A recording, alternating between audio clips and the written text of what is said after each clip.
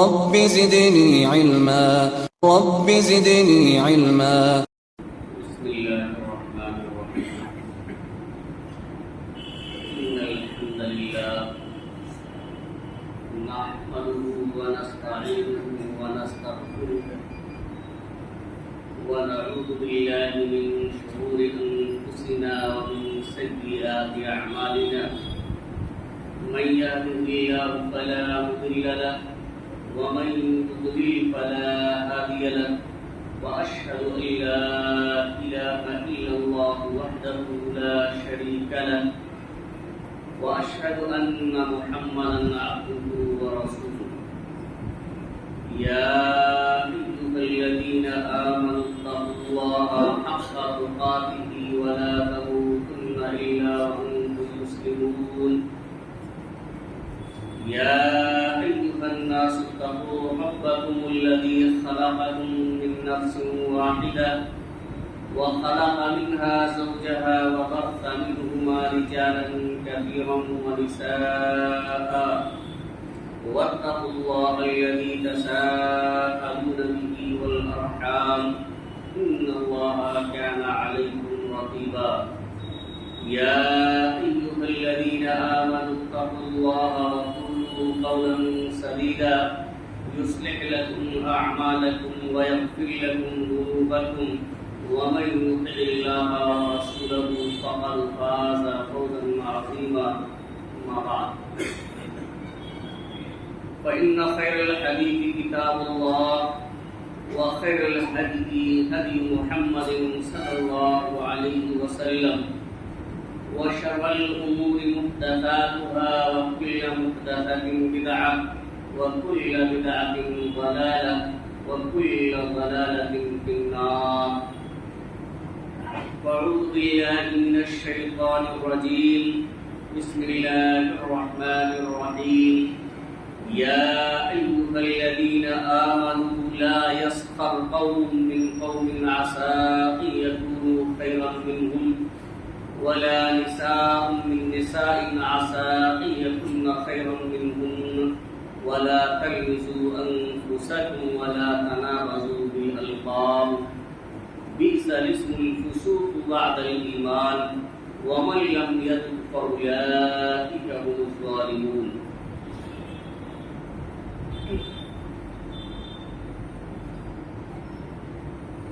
معزز سامعین کرام، حاضرین جمعہ، قوم کے نوجوان ساتھیوں، عزیز طلباء اور پردہ نشین خواتین ملت اسلامیہ،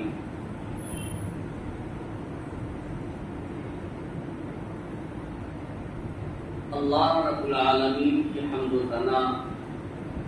عظمت و کبریائی اور آخری نبی جناب محمد رسول اللہ صلی اللہ علیہ وسلم پر بے شمار درود و سلام کے بعد معلوم یہ خطبہ مسنونہ کے بعد سورہ حجرات کی 11ویں آیت کریمہ آپ حضرات کے سامنے تلاوت کی گئی.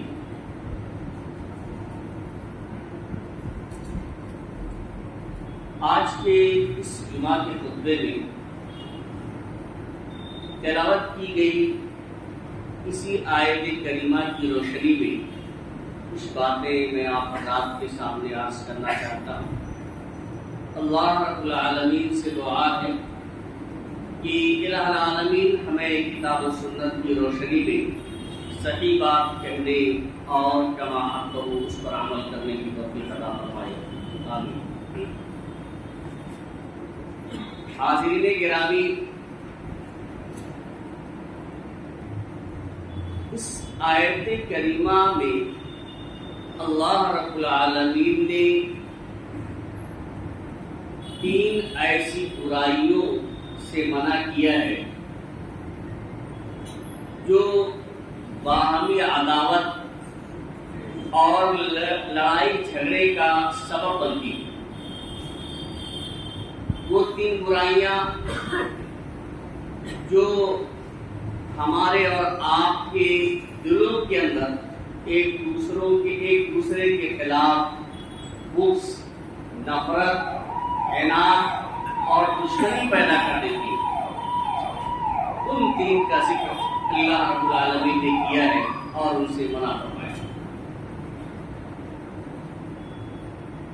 اللہ رب العالمین نے ارشاد فرمایا یا ایھا الذین آمنوا لا یسخر قوم من قوم عسى ان يكونوا خيرا منهم ولا نساء من نساء عسى ان يكن خيرا منهن۔ یہ پہلی برائی۔ اللہ رب العالمین ارشاد فرماتے کہ اے ایمان والو، مرد مردوں کا مذاق نہ اڑائیں۔ ہو سکتا ہے کہ جو لوگ دوسرے بھائیوں کا، دوسرے مردوں کا مذاق اڑا رہے ہیں، اکٹھا کر رہے ہیں، وہ ان سے بہتر ہو، اور عورتیں عورتوں کا مذاق نہ اڑائیں، اکٹھا نہ کریں، ان کی ہنسی نہ اڑائیں۔ ہو سکتا ہے کہ مذاق اڑانے والی عورتوں سے وہ عورتیں بہتر ہوں، اچھی ہوں، جن کی وہ عورتیں مذاق اڑا رہی ہیں۔ اس میں جو پہلی برائی ہے وہ یہ کہ کسی کا مذاق اڑانا۔ دیکھیں، ایک تو وہ ہنسی ہوتی ہے جس سے دل کو سرور پیدا ہو جاتا ہے، جو ہنسی کر رہا ہوتا ہے اس کو بھی تھوڑا سا لطف آ جاتا ہے، اور جس کی ہنسی کی جا رہی ہوتی ہے اس کو بھی برا نہیں لگتا ہے، اس کو بھی تھوڑا سا لطف آتا ہے اور ہنسی سرور پیدا ہو جاتا ہے، دل پاک ہو جاتا ہے۔ تو وہ ہنسی یہاں مراد نہیں ہے، وہ تفریح یہاں مراد نہیں، وہ تو جائز ہے، اور بعض موقع پر اللہ کے رسول صلی اللہ علیہ وسلم نے بھی کیا، صحابہ کرام بھی کرتے تھے۔ یہاں ایسی ہنسی کرنا، اس طرح سے ٹھٹا اور مذاق کرنا کہ آدمی کی دل آزاری ہو، اسے حقیر سمجھا جا رہا، دوستوں کے درمیان، معاشرے کے اندر، لوگوں کے درمیان میں اسے رسوا کرنے کے لیے، اس کی تحقیر کے لیے، اسے ذلیل کرنے کے لیے، اسے کمتر دکھانے کے لیے کسی شخص کا مذاق اڑایا جائے، اسے تفریح کی جائے، یہ اس سے اللہ رب العالمین نے اس آیت کریمہ کے اندر منع فرمایا ہے۔ کیونکہ اس طرح سے اکٹھا کرنا کہ کسی کی دل آزاری ہو رہی ہو، کسی کی رسوائی ہو رہی ہو، تو جس کا مذاق اڑایا جاتا ہے اس کے دل کے اندر ایک نفرت سی پیدا ہو جاتی ہے، بغض پیدا ہو جاتا ہے، ایسی دشمنی اس کے دل میں جگہ بنا لیتی ہے کہ وہ شخص پھر انتقام کے لیے موقع تلاش کرتا رہتا ہے، اور انتقام میں بات کہاں سے کہاں تک پہنچ جاتی ہے یہ آپ آئے دن اس کا مشاہدہ کرتے رہتے ہیں۔ اور حاضرین گرامی، اس نیت سے کہ کسی کو حقیر سمجھ کر کے اس کی آپ ہنسی اڑا رہے ہیں، مذاق کر رہے ہیں، تو یہ آدمی جو مذاق اڑاتا ہے، ہنسی کرتا ہے اپنے دوستوں میں سے کسی بھی دوست کے ساتھ، تو حقیقت میں وہ اپنے آپ کو اپنے اس بھائی سے برتر سمجھتا ہے اور اسے کمتر اور حقیر سمجھتا ہے، اسی لیے وہ مذاق اڑاتا ہے، ٹھٹھا کرتا ہے، اس کے ساتھ ہنسی کرتا ہے، اس کو لوگوں کے درمیان رسوا کرتا ہے۔ وہ اس شخص کو اپنے سے کمتر سمجھ رہا ہوتا ہے، اپنے آپ کو اس سے برتر سمجھتا ہے، اور یہ چیز حقیقت میں کبر ہے، یہ گھمنڈ ہے۔ اس سے اللہ کے رسول صلی اللہ علیہ وسلم نے اور اللہ رب العالمین نے منع فرمایا۔ اللہ رب العالمین کبر کو کبھی پسند نہیں کرتا۔ ابن مسعود رضی اللہ تعالیٰ عنہ حدیث کے راوی بیان کرتے ہیں کہ نبی صلی اللہ علیہ وسلم نے فرمایا کہ لا يدخل الجنة من كان في قلبه مثقال ذرة من کبر، جس شخص کے دل میں ایک ذرہ برابر بھی گھمنڈ ہوگا، کبر ہوگی، بڑکپن پایا جا رہا ہوگا کہ بڑائی کا حساب کر رہا ہے دوسروں پر، اپنے آپ کو برتر سمجھ رہا ہے، تو اللہ کے رسول صلی اللہ علیہ وسلم نے اپنی زبان مبارک سے ارشاد فرمایا کہ وہ شخص جنت میں نہیں داخل ہوگا۔ قال الرجل، ایک آدمی نے کچھ سوال کیا، اللہ کے رسول صلی اللہ علیہ وسلم سے سوال کیا کہ ان الرجل يحب ان يكون ثوبه حسنا ونعله حسنا، کہ اللہ کے رسول صلی اللہ علیہ وسلم، بھائی آدمی اس بات کو پسند کرتا ہے کہ اس کے لباس اچھے ہوں۔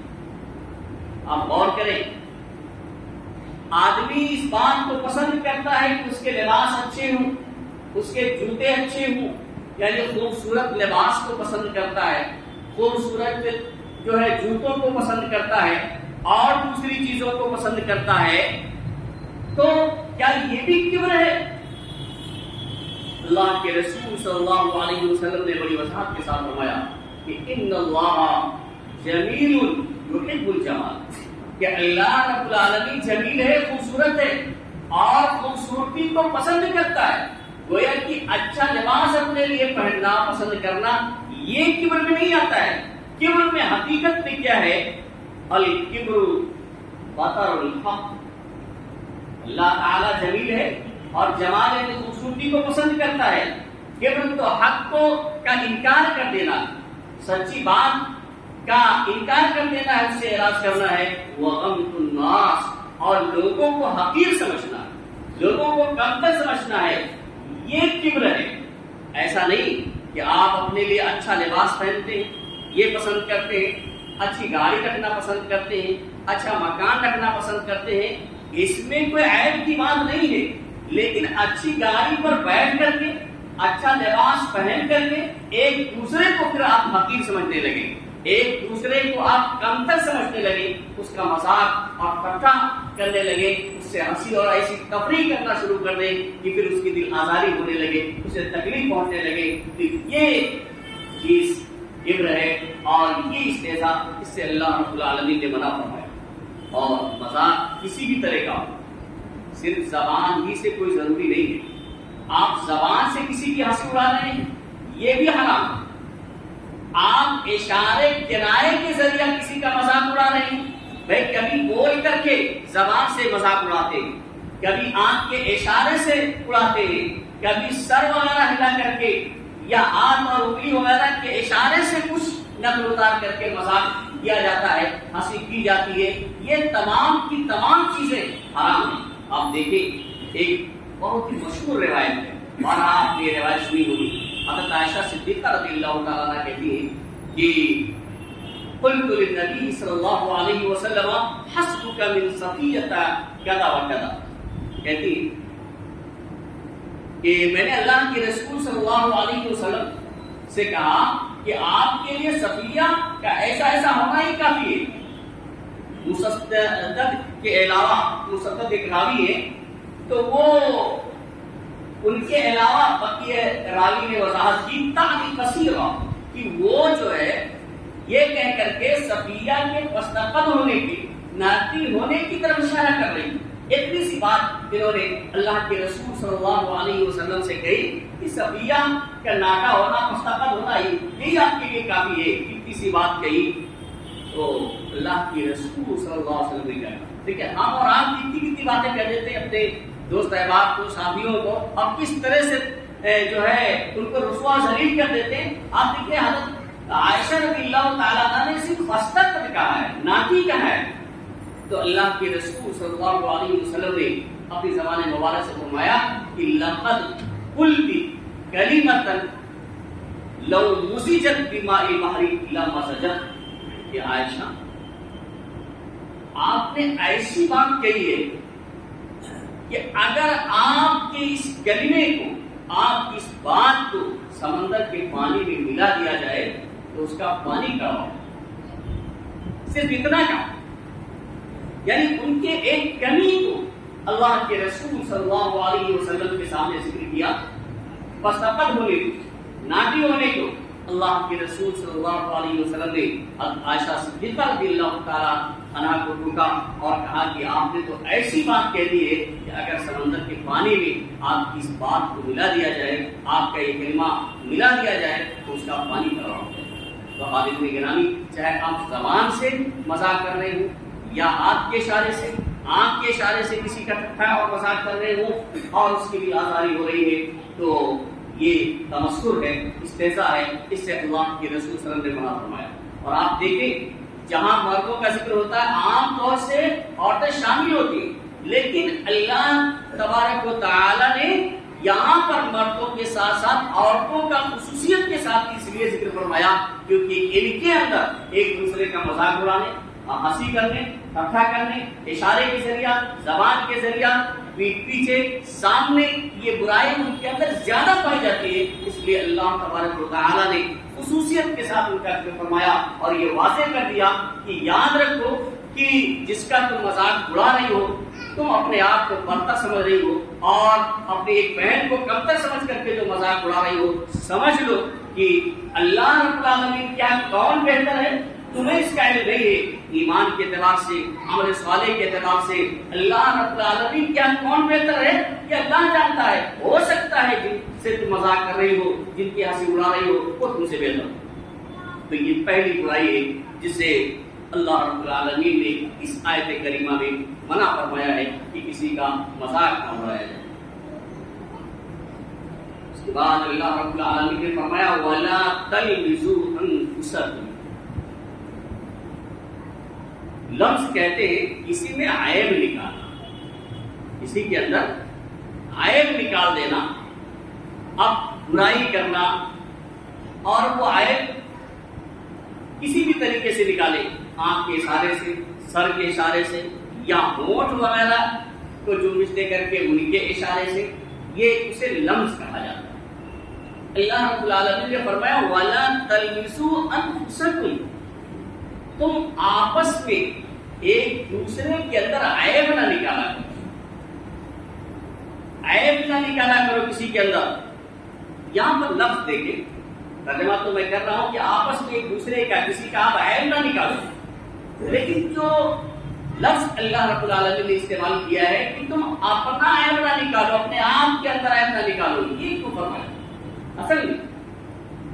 دیکھیں مسلمان جو ہے وہ جسد واحد کی طرح سے، مومنین اور مسلمان یہ ایک جسم کی طرح،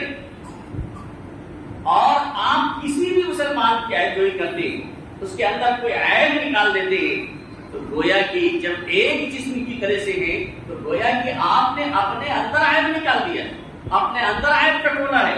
اور اسی طرح سے ایک مسلمان کا جب آپ عیب نکالیں گے کسی کے بھی، تو اس کو بھی اللہ تعالیٰ نے زبان دی ہے،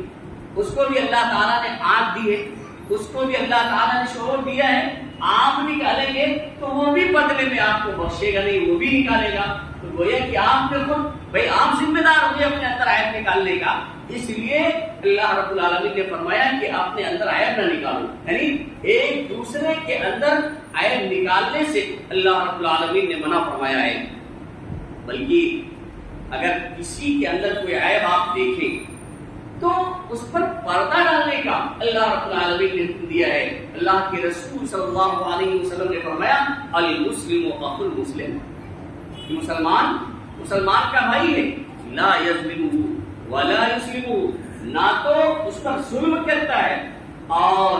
نہ ہی اس پر ظلم ہونے دیتا ہے۔ ومن کان فی حاجت اخیہ کان اللہ فی حاجتہ، جو شخص اپنے بھائی کی ضرورت میں ہوتا ہے، اس کی مدد میں ہوتا ہے، تو اللہ رب العالمین اس کی مدد میں ہوتا ہے، اس کی ضرورت میں ہوتا ہے۔ ومن فرج عن مسلم کربۃ فرج اللہ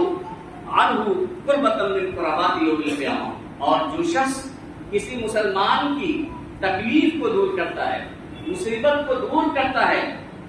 دنیا کی مصیبت جو کہ بہت ہی معمولی ہوتی ہے، تو قیامت کی جو بڑی بڑی مصیبتیں ہیں ان مصیبتوں میں سے مصیبت کو اللہ رب العالمین دور کرے گا۔ اور آگے اللہ کے رسول نے فرمایا ومن ستر مسلما، کہ جو شخص کسی مسلمان کی پردہ پوشی کرے گا۔ اب پردہ پوشی میں یہ بھی ہو سکتا ہے کہ بھائی اس کے پاس کپڑے نہیں ہیں تو آپ نے اسے لباس پہنا دیا، کپڑے مہیا کرا دیے، یہ بھی شامل ہے۔ اور اسی طرح سے اس کے اندر کوئی کمی پائی جاتی ہے، کوئی عیب ہے، کوئی نقص ہے، تو آپ نے اس کی اس عیب پر، اس کی کمی پر، اس کے نقص پہ پردہ ڈال دیا، اس کی پردہ پوشی کر دی، یہ بھی اس کے اندر شامل ہے۔ تو اللہ کے رسول نے فرمایا وَمَنْ سَتَرَ مُسْلِمًا سَتَرَهُ اللَّهُ يَوْمَ الْقِيَامَةِ، کہ جو کسی مسلمان کی پردہ پوشی کرے گا، اس کے عیب پر پردہ ڈال دے گا، اس کے عیب کو اٹھالے گا نہیں، اس کے اندر سے عیب کو نکالے گا نہیں، تو اللہ رب العالمین قیامت کے دن اس کی پردہ پوشی کرے گا۔ تو اللہ اس کے رسول نے تو پردہ ڈالنے کا حکم دیا ہے، نہ کہ کسی کے اندر عیب نکالنے کا۔ حاضرین گرامی، یہ نہیں بلکہ اللہ رب العالمین نے سورہ ہمزہ میں تو ویل لکل ہمزۃ لمزہ کہہ کر کے کہ جو لوگ عیب نکالتے ہیں، غیبت کرتے ہیں، برائیاں کرتے ہیں اپنے بھائیوں کی، دوسروں کی، ایسے لوگوں کے لیے جہنم کی وعید سنا دی ہے کہ ایسے لوگوں کے لیے تباہی و بربادی ہے، ایسے لوگوں کے لیے جہنم کی وادی ویل ہے۔ اور تیسری برائی وَلَا تَنَابَزُوا بِالْأَلْقَابِ، ایک دوسرے کو برے القاب سے نہ پکارو، برے ناموں سے نہ پکارو۔ اب ایک روایت ہے ابو جبیرہ بن ضحاک کہتے ہیں کہ یہ جو آیت کریمہ میں نے آپ کے سامنے یہ تلاوت کی ہے، اس کی تفسیر چل رہی ہے، یہ آیت کریمہ بنی سلمہ کے بارے میں نازل ہوئی۔ نبی کریم صلی اللہ علیہ وسلم جب ہمارے پاس تشریف لائے تو ہم لوگوں میں سے ہر ایک کے دو دو تین تین نام ہوا کرتے تھے، ایک نام نہیں، دو دو نام، کسی کے تین نام۔ یہ کیسے؟ بھائی ایک نام تو والدین نے رکھ دیا، دوسرا نام ساتھی لوگ رکھ دیتے تھے، پریشان کرنے کے لیے، مذاق کرنے کے لیے کوئی نام رکھ دیا، کسی کا لگڑا رکھ دیا، کسی کا کالیا رکھ دیا، کسی کا کچھ رکھ دیا، کسی کا کچھ رکھ دیا، مطلب تفریح میں رکھ دیا کرتے تھے۔ اور نبی کریم صلی اللہ علیہ وسلم جب تشریف لائے تو ظاہر سی بات ہے آپ صلی اللہ علیہ وسلم کو تو اس کو معلوم نہیں کہ کون سا نام، بھائی دو نام یا تین نام، جو نام آپ کو معلوم ہے اسے پکارا کسی کو۔ تو یہ اب یہ کہاں آپ کو معلوم ہے کہ کون سا نام کسی اور نے رکھ دیا ہے مذاق کرنے کے لیے، اگر میں اسے پکاروں گا تو یہ آدمی ناراض ہو۔ تو وہ کہتے ہیں کہ جب اللہ کے رسول صلی اللہ علیہ وسلم کسی کو پکارتے کسی نام سے تو اور وہ نام اتفاق سے مذاق میں رکھا گیا ہوتا تو کہتے صحابہ کہ اما یا رسول اللہ، اللہ کے رسول اسے اس نام سے نہ پکاریے، انہ یغضب من ھذا الاسم، یہ نام لینے سے ناراض ہو جاتا ہے۔ تو صحابہ کرام کہتے ہیں، ابو جبیرہ کہتے ہیں کہ لوگوں کے دو دو تین تین نام ایسے رکھے ہوئے تھے، تو جب اللہ کے رسول صلی اللہ علیہ وسلم کسی کا نام لیتے اور تو صحابہ کرام کہتے ہیں اللہ کے رسول اس نام کو یہ آدمی پسند نہیں کرتا ہے، اس لیے جو ہے اس نام سے آپ نہ پکاریں۔ تب یہ آیت کریمہ نازل ہوئی، یہ پوری آیت، اور اس میں یہ بھی جملہ ہے وَلَا تَنَابَزُوا بِالْأَلْقَابِ، کہ تم آپس میں ایک دوسرے کو برے القاب سے نہ پکارو۔ اب برے القاب سے پکارو یعنی اپنے طور پر آپ نے مذاق کے طور پر اس کو ذلیل کرنے کے لیے، رسوا کرنے کے لیے کوئی نام آپ نے گڑھ دیا، یا اچھا والا اس کا نام اس کو بگاڑ دیا۔ بگاڑنے کا تو عام طور سے رواج ہے، قصداً نہیں غیر ارادی طور سے بھی لوگ بگاڑ دیتے ہیں، یہ بات درست نہیں ہے۔ اچھا بھلا نام ہے اور اس کا نام لوگ بگاڑ دیتے ہیں، تو نہ تو جو ہے کسی کے اچھے نام کو بگاڑنا بھی صحیح ہے اور نہ ہی اپنی طرف سے کوئی اس کا نام آپ کر کے رکھ دیں، اور جس نام کو وہ ناپسند کرتا ہے وہ اس نام سے بلانے پر، پکارنے پر وہ ناراض ہوتا ہے، اس کو وہ پسند نہیں کرتا ہے، تو یہ تنابز کی القاب میں آتا ہے، برے القاب سے پکارنے میں آتا ہے۔ ہاں ایک بات آپ یاد رکھیں کہ بعض نام کبھی کبھی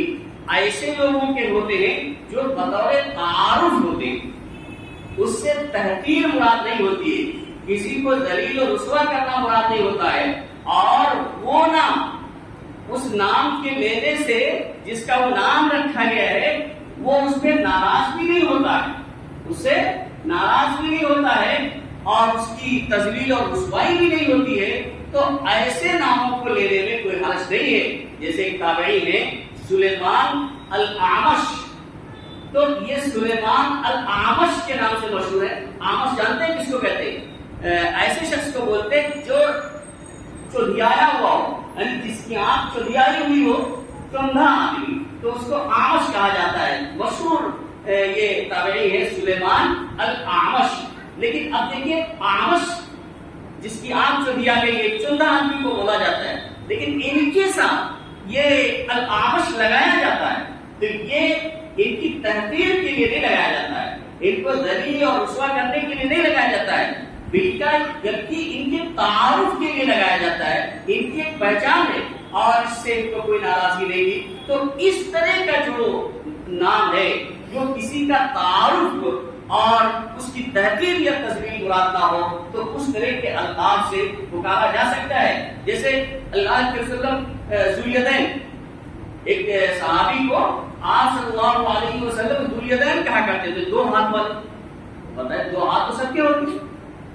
دو ہاتھ تو ہر ایک کے ہوتے ہیں، کسی کے 3-4 تھوڑے ہوتے ہیں، ایک ہوتا ہے۔ یہ دو ہاتھ عام طور سے دو ہی ہاتھ ہوتے ہیں،